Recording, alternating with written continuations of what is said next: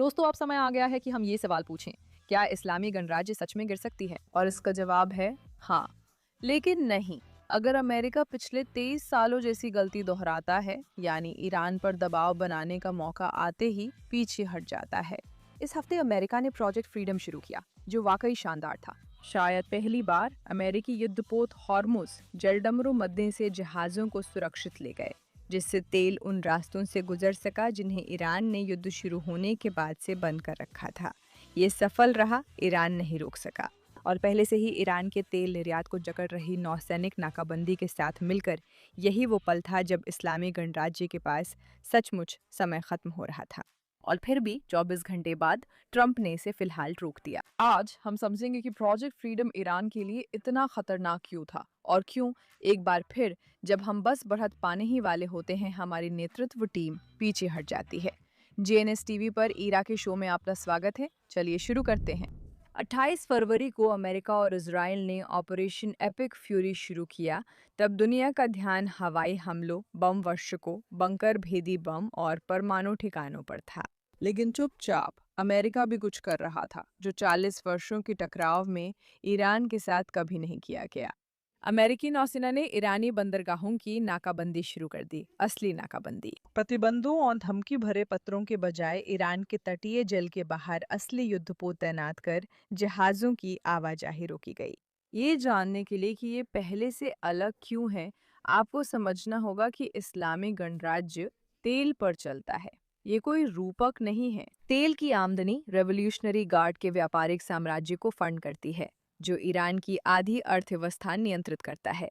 ये सुरक्षा बलों को फंड करता है, ये बसीज मिलिशिया को फंड करता है जो सड़कों पर विरोध प्रदर्शनों को कुचलती है। ये उन बंदूकधारी लोगों की तनख्वाहों को फंड करता है जो धार्मिक प्रतिष्ठान को सत्ता में बनाए रखते हैं। प्रतिबंध सख्त रहे, पर उनकी सीमा थी। ईरान बिचौलियों से तेल भेज सकता था और चीन भारत को सस्ता तेल बेच सकता था। ये शेल कंपनियों और यूएई के बंदरगाहों से पैसे का लेन देन जारी रख सकता था। ये तरीका सही नहीं था, उनकी अर्थव्यवस्था के लिए बुरा था, फिर भी वो इससे बच सकते थे। उनकी सरकार सालों से इसका सामना कर रही है, लेकिन नौसैनिक नाकाबंदी अलग है। ये फर्क सिर्फ स्तर का नहीं है। जब आपके पास बहुत सारा कच्चा तेल हो तो आप उसे सिर्फ शेल कंपनियों से नहीं भेज सकते, खासकर जब सामने मिसाइलों से लैस विध्वंसक युद्धपोत हो। नाकाबंदी ने ईरान के तेल और दुनिया के बीच एक ठोस दीवार खड़ी कर दी। उसके बाद के हफ्तों में जो आंकड़े सामने आए वे चौंकाने वाले थे। ईरान के पास 184 मिलियन बैरल तेल टैंकरों में पड़ा था, जो कहीं नहीं जा रहा था। सिर्फ उस तेल का अंबार के बारे में सोचिए। 60 मिलियन बैरल फारस की खाड़ी में फंसे थे, जबकि 124 मिलियन बैरल चीन के पास लंगर डाले थे। खरीदार तेल चाहते थे, पर अमेरिकी द्वितीयक प्रतिबंधों के डर से हाथ नहीं लगा रहे थे। ये नाकाबंदी, हाँ, इससे ईरान हर दिन अनुमानित 400 से 500 मिलियन डॉलर खो रहा था, और ये अपने आप में बहुत बड़ी बात है। लेकिन इससे भी ज्यादा अहम कुछ और हो रहा है। देखिए, ईरान का तेल भंडारण, चाहे वो तट से दूर समुद्र में हो या तैरते हुए टैंकरों में, लगभग 100% क्षमता तक पहुंच रहा था। एक बार जब भंडारण भर जाता तो ईरान को एक ऐसा कदम उठाने के लिए मजबूर होना पड़ता, जो सुनने में तो तकनीकी लगता है लेकिन असल में काफी विनाशकारी है। उन्हें सक्रिय तेल कुओं को बंद करना पड़ता। ये क्यों महत्वपूर्ण है, वो मैं बताती हूँ। ईरान के पुराने तेल क्षेत्रों में कुएं बंद करना केवल काम रोकना नहीं है। जमीन के नीचे लाखों करोड़ों सालों में बना दबाव तेल को सतह तक लाता है, लेकिन कुआं बंद करने पर वो हमेशा के लिए खत्म हो जाता है। अगर ये नाकाबंदी जारी रहती है तो ईरान को रोजाना 3 से 5 लाख बैरल उत्पादन क्षमता का स्थायी नुकसान हो सकता है। ये कोई खराब तिमाही या कुछ 100 अरब डॉलर का नुकसान नहीं है, ये 9 से 15 अरब डॉलर की वार्षिक आय है, जो हमेशा के लिए चली जाएगी, चाहे कोई समझौता हो या ना हो। वैसे विश्लेषकों का कहना है कि समय सीमा 15 से 60 दिनों के बीच है, यानी अगर ये नाकाबंदी सिर्फ 15 से 60 दिन और जारी रहती है तो वे अपनी तेल क्षमता खो देंगे। वही तेल क्षमता जो उन्हें इस्लामिक रिपब्लिक के बंदूकधारियों को रखने की ताकत देती है, जो ईरानी लोगों को दबाए रखते हैं। वही तेल जो और भी बहुत कुछ को वित्त पोषित करता है। क्योंकि ये पैसा सिर्फ बंदूकधारियों के पास ही नहीं जा रहा था। ये शासन सिर्फ इसलिए नहीं टिकता क्योंकि ईरानी लोग उन्हें पसंद करते हैं। ये इसलिए चलता है क्योंकि सुरक्षा तंत्र को भुगतान मिलता है और रेवोल्यूशनरी गार्ड के कमांडरों के अपने आर्थिक साम्राज्य हैं, सैनिकों को वेतन मिलता है। मिलिशिया सैनिकों को भत्ते देकर उन्हें नियंत्रण में रखा जाता है। वे इस्लामी शासन का हिस्सा होना आर्थिक रूप से फायदेमंद बना देते हैं और बाकी कुछ करना मुश्किल कर देते हैं। लेकिन अब वो पैसा खत्म हो रहा है। रिपोर्टें आ रही हैं कि सेना की यूनिट्स को महीनों से वेतन नहीं मिला, लेकिन आईआरजीसी को हमेशा पहले पैसा मिलता है। साधारण सैनिक वफादारी की सबसे निचली कड़ी। इस हफ्ते की रिपोर्टिंग में एक इजरायली खुफिया अधिकारी ने कहा कि अगर नाकाबंदी जारी रहती है तो इस्लामिक रिपब्लिक 2026 तक टिक नहीं पाएगी, जो अब सिर्फ 8 महीने दूर है। 46 सालों में पहली बार घड़ी सिर्फ पश्चिम के खिलाफ नहीं चल रही है, अब ये तेहरान के खिलाफ भी चल रही है। 4 मई को ट्रंप ने प्रोजेक्ट फ्रीडम घोषित किया। इस मिशन में अमेरिकी सेना का उपयोग वाणिज्यिक जहाज़ों को हॉर्मुज़ जलडमरू मध्य से सुरक्षित निकालने के लिए किया, जिसे युद्ध शुरू होने के बाद से ईरान ने आंशिक रूप से अवरुद्ध किया है। 87 देशों के 20,000 नाविक फारस की खाड़ी में जहाज़ों पर फंसे हैं। शिपिंग ट्रैफिक युद्ध से पहले के सिर्फ 5% पर है। अमेरिका में गैस की कीमतें कभी-कभी $6 प्रति गैलन से ज्यादा हो जाती हैं। दुर्भाग्य से हालांकि जहाज़ों को स्ट्रेट से एस्कॉर्ट करना सुनने में आसान लगता है, लेकिन ऐसा है नहीं, क्योंकि हॉर्मुज़ जलडमरू मध्य, जैसा कि आप अब शायद जानते हैं, एक बहुत ही संकीर्ण समुद्री मार्ग है। असल शिपिंग लेन यानी टैंकरों के लिए पर्याप्त गहरे चैनल हर दिशा में करीब 2 मील चौड़े हैं। ये बहुत तंग है। ईरान ने दोनों किनारों पर मिसाइल बैटरियां, तेज हमला करने वाली नौकाओं के स्क्वाड्रन, ड्रोन प्रक्षेपण स्थल और समुद्री माइंस तैनात कर रखी हैं, ताकि 2 मील के रास्ते से गुजरने वाली हर चीज को धमकी मिल सके। ऐसे में वहां से जहाज कैसे एस्कॉर्ट करेंगे?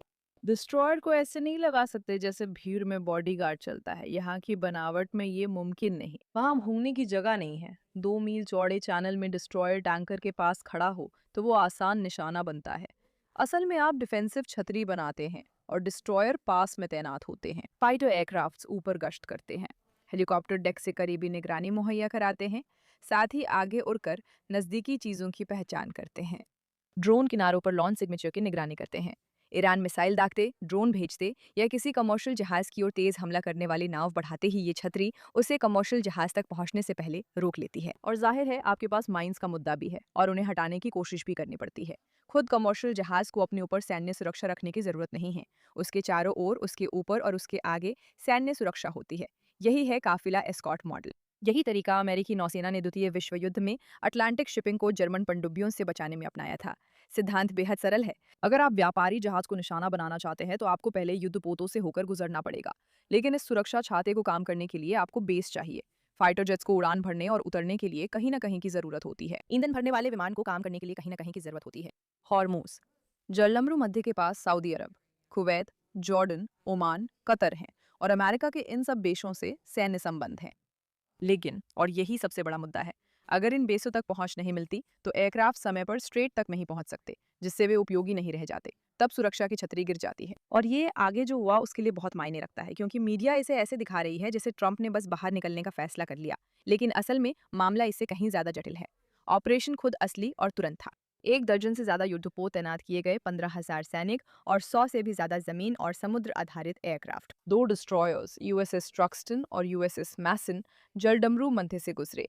ईरान ने मिसाइलें, ड्रोन और तेज हमला करने वाली नावें भेजी, पर जहाज आगे बढ़ते रहे। हर खतरे को नाकाम किया गया। 2 अमेरिकी वाणिज्यिक जहाज वहां से सफलतापूर्वक निकल गए। उनके पीछे मस्क का एक जहाज भी गया। पीट हेग्सेथ पेंटागन के पोडियम पर बोले, ईरान का जलडमरू मध्य पर नियंत्रण नहीं है। करीब 24 घंटे तक वो सही थे, क्योंकि प्रोजेक्ट फ्रीडम नाम के बावजूद सिर्फ मानवीय अभियान नहीं था। ये जारी रहता तो नाकेबंदी के एक तरफा दबाव को स्थायी बना देता। सोचिए, अगर प्रोजेक्ट फ्रीडम चलता रहता तो जलडमरू मध्य जहाजों के लिए खुला रहता, ईरान के बंदरगाह अमेरिकी नौसेना से घिरे रहते और बाकी देशों का तेल आसानी से बहता।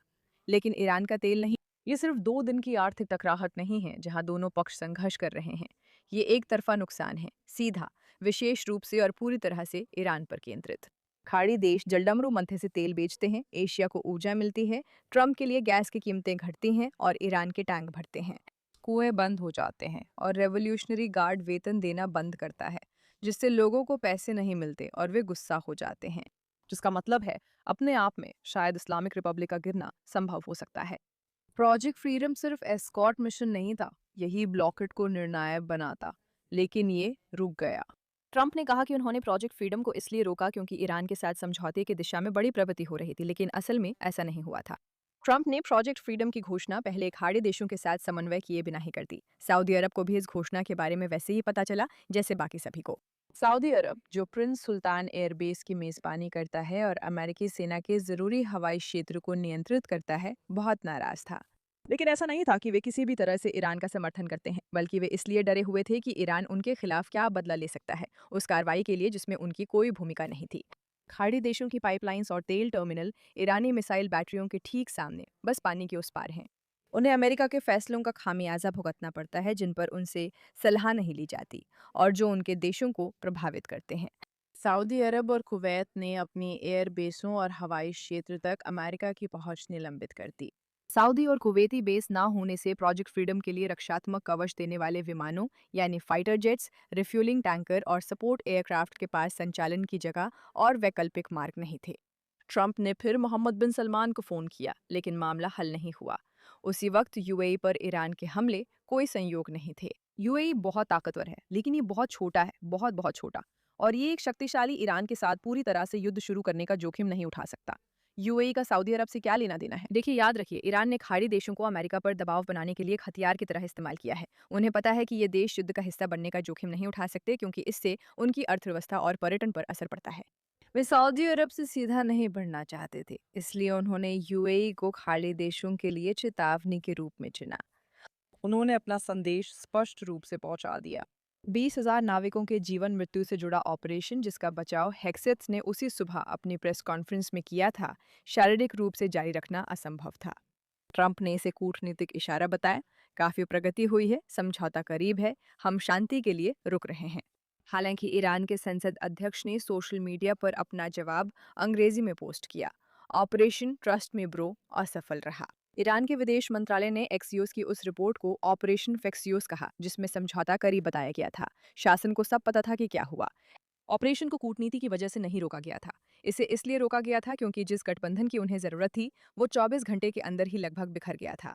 अब, और ये महत्वपूर्ण है, मैं निष्पक्ष रहना चाहती हूँ, क्योंकि ट्रंप ना तो भोले हैं और ना ही आसानी से बहकते हैं। वे ईरान के झूठ के झांसे में नहीं आए हैं। मामला इससे ज्यादा जटिल है।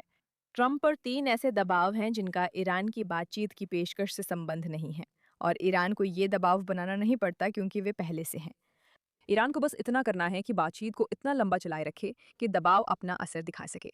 वे दबाव कौन से हैं? सबसे पहला है पेट्रोल की कीमतें। ट्रंप ने 2024 में चुनाव लड़ते समय वादा किया था कि 12 महीनों के भीतर पेट्रोल की कीमत $2 प्रति गैलन से कम कर देंगे। अभी पेट्रोल की औसत कीमत $4 से ऊपर है। मिशिगन में एक हफ्ते में 72 सेंट, ओहायो में 60 सेंट से ज्यादा बढ़ी। ये दोनों स्विंग स्टेट्स हैं जहां नवंबर में सेनेट चुनाव हैं। सर्वे के मुताबिक 10 में 8 से ज्यादा अमेरिकी मानते हैं कि पेट्रोल की कीमतें उनके बजट पर बोझ हैं, और अधिकतर इसके लिए ट्रंप को जिम्मेदार मानते हैं। कांग्रेस चुनाव में डेमोक्रेट्स 10 अंकों से आगे हैं। मिड टर्म में उन्हें इतनी बढ़त 2006 में मिली थी। पेट्रोल की कीमतें अमेरिकी राजनीति में सबसे ज्यादा महसूस की जाने वाली और दिखने वाली आर्थिक मापदंड हैं। हर वोटर इन्हें हर दिन में 2 बार अपनी आंखों के सामने लगे बोर्ड्स पर देखता है, और उस जलडमरू मध्य का बंद होना ही इसका सीधा कारण है। अगर कोई समझौता उस जलडमरू मध्य को फिर से खोल देता है, तो तेल की कीमतें गिर जाती हैं। जिस दिन ट्रंप ने कहा कि बहुत प्रगति हुई है, उस दिन बाजार 600 अंक ऊपर चला गया था। ठीक है, ये उनके लिए समस्या है। दूसरा दबाव मिड टर्म्स है। रिपब्लिकन पार्टी के पास हाउस और सेनेट है, जिससे वे फैसले आसानी से पास कर सकते हैं। मिड टर्म्स अक्सर सत्ताधारी पार्टी पर जनमत संग्रह होते हैं। एक आलोकप्रिय युद्ध और गैस की बढ़ती कीमतें चुनाव से 6 महीने पहले कड़े मुकाबले वाली सीट पर लड़ रहे हर रिपब्लिकन उम्मीदवार के लिए बुरा सपना है। कांग्रेस के रिपब्लिकनों ने ये मुद्दा ट्रंप से उठाया है। राजनीतिक गणित साफ है। युद्ध खत्म करने और चुनाव से पहले गैस की कीमतें घटाने वाला समझौता पार्टी के लिए बहुत फायदेमंद होगा, शायद हाउस भी बचा दे। इसलिए दबाव बढ़ रहा है। ये हमें तीसरे दबाव यानी ट्रंप की विरासत की ओर ले जाता है। ट्रंप की राजनीतिक पहचान इसी पर है कि वो ऐसे डीला मेकर हैं जो और कोई नहीं कर सकता। ट्रंप के मुताबिक ईरान के साथ युद्ध खत्म कर, जलडमरू मध्य खोलकर, गैस की कीमतें घटाकर और परमाणु खतरा खत्म करने वाला समझौता किसी भी राष्ट्रपति की सबसे बड़ी कूटनीतिक उपलब्धि होगी। ये सचमुच एक बड़ा आकर्षण है। इसे मानना निंदकता नहीं है। ये तय करता है कि वो दूसरी तरफ के संकेत कैसे सुनते हैं। जब मध्यस्थ कहते हैं कि काफी प्रगति हुई है, तो ट्रंप सच में चाहते हैं कि ये सच हो, और उनका दाव भी इसी पर लगा है कि ये सब सच निकले। और इन सब के अलावा ये भी बहुत संभव है कि उनके सलाहकारों से जो जानकारी उन्हें मिल रही है, वो थोड़ी भ्रामक रही हो। विटकॉफ। लेकिन मेरे दोस्तों, सब कुछ खत्म नहीं हुआ है, क्योंकि चलिए देखते हैं कि ईरान अभी क्या कर रहा है। वो एक समझौते के लिए खुलेपन का संकेत दे रहा है। पाकिस्तानी मध्यस्थों से संदेश भेजे जा रहे हैं। 14 बिंदुओं का ढांचा चर्चा में है और ईरान प्रस्तावों की समीक्षा कर रहा है। प्रगति जारी है। इस दौरान ईरान की लाल रेखाएं जस की तस हैं। संवर्धन पर समझौता नहीं होगा और भंडार देश में ही रहेगा। आईआरजीसी ने जलडमरू मध्य में जहाजों के लिए नया टोल प्रोटोकॉल घोषित किया, जिससे ईरान इसे अपनी संप्रभुता का क्षेत्र मान रहा है। ईरान के संसद अध्यक्ष सोशल मीडिया पर अमेरिकी कूटनीति का मजाक उड़ा रहे हैं। मध्यस्थ प्रगति की बात कर रहे हैं, जो पूरी तरह बकवास है, और ईरान खुलेआम अवज्ञा जता रहा है। दोनों चीजें साथ हो रही हैं, विरोध में नहीं। एक पश्चिमी देशों, दूसरी घरेलू जनता के लिए है। यही चाल है, यही तो ईरान चाहता है। देखिए, ईरान की एक रणनीति है, एक बहुत ही सरल रणनीति है, जिसमें वे बातचीत को टालते और खींचते रहते हैं ताकि खुद के लिए समय खरीद सकें। लेकिन यही बात दिलचस्प है, क्योंकि अभी के समय में अगर ये नाकाबंदी जारी रहती है तो समय शायद उनके पक्ष में काम नहीं कर रहा है। इसी वजह से वे दबाव बढ़ा रहे हैं, ट्रंप पर दबाव और बढ़ा रहे हैं कि वे सब कुछ छोड़ दे और एक समझौते पर हस्ताक्षर करे।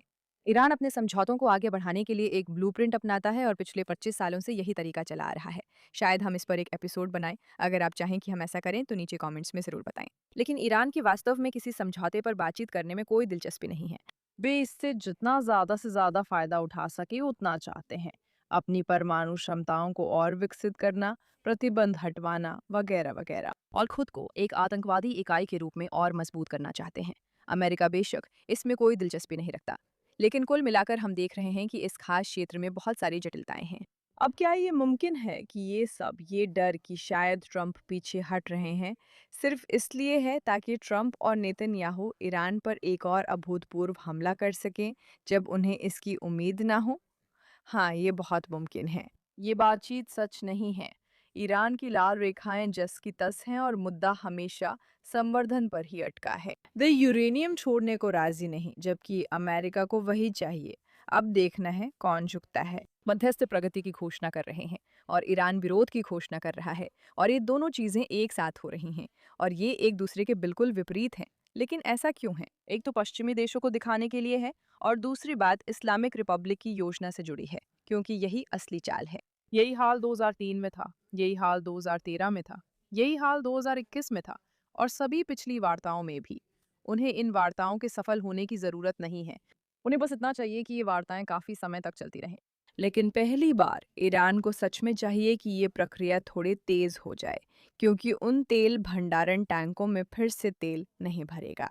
कुओं को बंद होने से बचाने के लिए समाधान चाहिए, नाकेबंदी को। 46 साल में पहली बार ऐसा हथियार जो अपूरणीय नुकसान पहुंचा रही है, वो नुकसान करने से पहले ही किसी समझौते के तहत हटवा देना, ये बड़ी प्राथमिकता है। अगर समझौता हो तो रोक हटती है, ईरान का तेल फिर से चलता है, आईआरजीसी की आमदनी लौट आती है, कुएं चलते रहते हैं, और 9 से 15 अरब डॉलर का स्थायी सालाना नुकसान नहीं होता। ईरान को बड़ा समझौता नहीं चाहिए, उसे सिर्फ टैंक भरने से पहले रोक हटानी है। मैंने आपसे कहा था कि ये बातचीत ईमानदार होगी, तो लीजिए, यही है। इस बार मामला पहले जो हमने देखा है उससे थोड़ा अलग है। ये नाकेबंदी सिर्फ प्रतिबंध नहीं थी, और इसे दरकिनार भी नहीं किया जा सकता था।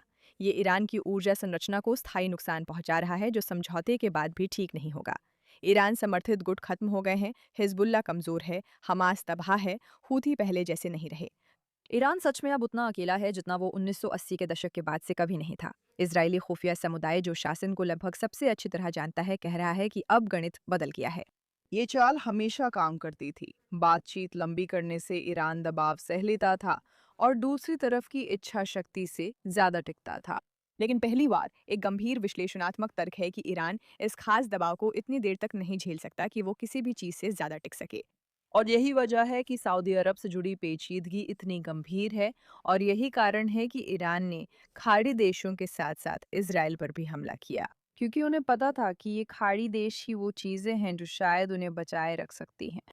ईरान ने वो सब झेला है जिसके बारे में लोगों ने कहा था कि वो नहीं झेल पाएगा। ईरान इराक युद्ध में उसके लाखों लोग मारे गए, फिर भी वो बचा रहा। ग्रीन मूवमेंट में लाखों लोग सड़कों पर उतर आए, फिर भी वो बचा रहा। देश के इतिहास के सबसे बड़े विद्रोहों में से एक माशा अमीनी विरोध में सैकड़ों प्रदर्शनकारी मारे गए, फिर भी शासन बचा रहा, क्योंकि वे सुरक्षा तंत्र को बाकी लोगों से अलग रखने में माहिर हैं। लेकिन ये सब वे पैसों के बल पर कर सकते हैं।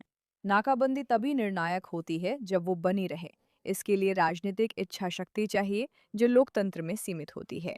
गैस की कीमतें, मध्यावधि चुनाव, राष्ट्रपति जो अपनी विरासत के लिए समझौता चाहते हैं और वार्ताकार जो शायद पूरी तरह नहीं समझते कि वे किस चीज पर बातचीत कर रहे हैं। ये छोटी बातें नहीं हैं, ये वही चीजें हैं जिन्हें ईरान अच्छी तरह से इस्तेमाल करना जानता है। तो अब हमें किन बातों पर नजर रखनी है वो देखिए कि तेल भंडारण के आंकड़े कब सामने आने लगते हैं। जब वे टैंक अपनी पूरी क्षमता तक भर जाएंगे तो उलटने वाला चरण शुरू हो जाएगा और ईरान की बेताबी साफ तौर पर दिखने लगेगी। देखना होगा कि प्रोजेक्ट फ्रीडम फिर शुरू होता है या नहीं। बताया जाता है कि सऊदी अरब और कुवैत ने अमेरिका को अपने सैन्य अड्डों तक पहुंच फिर से दे दी है। अगर ये ऑपरेशन वापस आता है और इस बार खाड़ी देशों से सही तरीके से सलाह मशविरा किया जाता है तो एक तरफा दबाव वाला परिदृश्य फिर से हकीकत बन जाएगा। देखें कि ईरान असल में क्या पेश करता है, ना कि मध्यस्थ माहौल के बारे में क्या कहते हैं। अगर संवर्धन बातचीत के दायरे से बाहर है, ईरानी भंडार बना है और IRGC जल डमरू मध्य के लिए नए नियम घोषित कर रही है तो समझौता दूर है। वे बस वही पुरानी चाल फिर से चला रहे हैं। अब घड़ी पर ध्यान दे। 23 साल में पहली बार ये सिर्फ पश्चिम के खिलाफ नहीं है। सवाल है, क्या सब इतने समय तक टिके रहेंगे कि घड़ी चलती रहे? मैं आपको ये बात छोड़कर जाना चाहती हूँ। ये सिर्फ अच्छे या बुरे लोगों की साधारण कहानी नहीं है। ये एक ऐसे शासन की कहानी है जो एक चीज में असाधारण रूप से अच्छा है और वो है जीवित रहना। और दूसरी तरफ लोकतांत्रिक सरकारों का एक समूह है जो उस एक चीज में संरचनात्मक रूप से पिछड़ा हुआ है जो इसे रोक सकती है। धैर्य रखें क्योंकि उन्हें मिड टर्म चुनाव जीतने हैं। ईरान मूर्ख नहीं है, वो 46 साल के अभ्यास से आई सटीकता के साथ वही कर रहा है जो हमेशा करता आया है। जब आप इसे समझ जाते हैं तो आप सुर्खियों से हैरान होना बंद कर देते हैं। आप उन्हें अलग नजरिए से पढ़ने लगते हैं। ईरान समझौते के लिए खुलापन दिखाता है, दबाव तेज होता जा रहा है, मध्यस्थों ने महत्वपूर्ण प्रगति की घोषणा की, चाल चल रही है, ट्रंप आशावादी हैं, कुछ ही दिनों में समझौता हो सकता है। अब समय ही सबसे महत्वपूर्ण है, ये पैटर्न तोड़ा जा सकता है। इतिहास हमें दिखाता है कि ऐसे शासन अंततः गिर ही जाते हैं, इसलिए नहीं कि बाहरी लोग ऐसा चाहते हैं, बल्कि इसलिए क्योंकि आंतरिक विरोधाभास असुलझे रह जाते हैं। बंदूकधारी लोग विश्वास करना छोड़ देते हैं, पैसा खत्म हो जाता है, डर जो सिस्टम को जोड़े रखता है उसकी पकड़ ढीली पड़ती है। 2026 में ऐसा होगा या नहीं, ये इस पर निर्भर है कि क्या नाकाबंदी इतनी लंबी चलेगी कि हिसाब किताब नामुमकिन हो जाए। क्या पश्चिमी देश ईरान से समझदारी की उम्मीद छोड़कर उसकी असलियत स्वीकार करेंगे और ना झुकेंगे, ना हार मानेंगे? इसराइल और अमेरिका पिछले कुछ महीनों में हैरत अंगेज रूप से बार बार सही साबित हुए हैं। उन्होंने ऐसे कदम उठाए हैं जिनसे ईरान बुरी तरह अस्थिर हो गया, जब कोई इसकी उम्मीद भी नहीं कर रहा था। लेकिन कमजोर कड़ी बार बार सामने आ जाती है। अमेरिका की कुछ और जरूरतें हैं जो इससे ज्यादा अहम हैं। इसलिए अब ये असल में कोई सैन्य सवाल नहीं रह गया है, ये एक राजनीतिक सवाल बन गया है। और राजनीति जो उलझी हुई दबाव में और मध्यावधि चुनावों से प्रभावित होती है, वही जगह है जहां ईरान हमेशा जीतता आया है। फिर भी ट्रंप के पास हमेशा कोई ना कोई चाल होती ही है। क्या ये सब वास्तव में उन्हें खत्म करने के लिए आखिरी बार की एक चाल हो सकती है? ध्यान दीजिए क्योंकि यही वो पल है। सब कुछ संक्षेप में कहें तो जो कुछ भी हमने अभी तक कहा है वो यही है, यही हो रहा है। प्रोजेक्ट फ्रीडम जिसने तेल की नाकाबंदी के साथ साथ जलडमरू मध्य को भी खोल दिया, अगर इसे जारी रहने दिया गया तो ये वास्तव में ईरान को जीवित रहने से रोक देगा, क्योंकि वे ना सिर्फ लंबे समय के लिए तेल खो देंगे जिससे आतंकवाद को फंड मिलता है, बल्कि अपने देश के उन लोगों को भुगतान करने की क्षमता भी खो देंगे जो उनकी हिफाजत कर रहे हैं। इससे ईरानियों को इस्लामिक रिपब्लिक के खिलाफ लड़ने का मौका मिलता है। अब वही सवाल, क्या इस्लामिक रिपब्लिक गिर सकती है? हाँ, बिल्कुल। क्योंकि अगर नाकाबंदी जारी रहती है और वे अपना तेल खो देते हैं, तो वे ऐसी स्थिति में आ सकते हैं जहां वे उन लोगों को भुगतान नहीं कर पाएंगे जो ईरानी जनता को दबाए हुए हैं। लेकिन उन्होंने इसकी पहले से ही कल्पना कर ली थी और वे जानते थे कि ऐसा हो सकता है। उन्होंने अपनी छोटी ताकत का इस्तेमाल किया, ये समझकर कि खाड़ी देश ट्रंप पर दबाव डाल सकते हैं, जैसा हमने कई बार देखा है। उन्होंने लगातार हमले किए, जिससे ये बड़ी समस्या बन गई। अगर प्रोजेक्ट फ्रीडम और नाकाबंदी जारी रहती है तो तेल रुक जाता है और ईरान से तेल नहीं आता, इसका मतलब है कि अर्थव्यवस्था स्थिर हो जाती है और शायद शायद पहली बार हम वाकई उनके खेल में उन्हें मात दे सकते हैं। क्योंकि उनका खेल बहुत सीधा है, लगातार बातचीत करते रहना, चीज़ों को टालते रहना ताकि वे समय खरीद सकें और अपनी परमाणु क्षमताओं को फिर से बना सकें। आखिरकार सारी बात इसी एक चीज़ पर आकर टिकती है और अब हमें बस इंतजार करना है और देखना है कि आगे क्या होगा। मैं आयरा के हूँ, अगली बार मिलूंगी।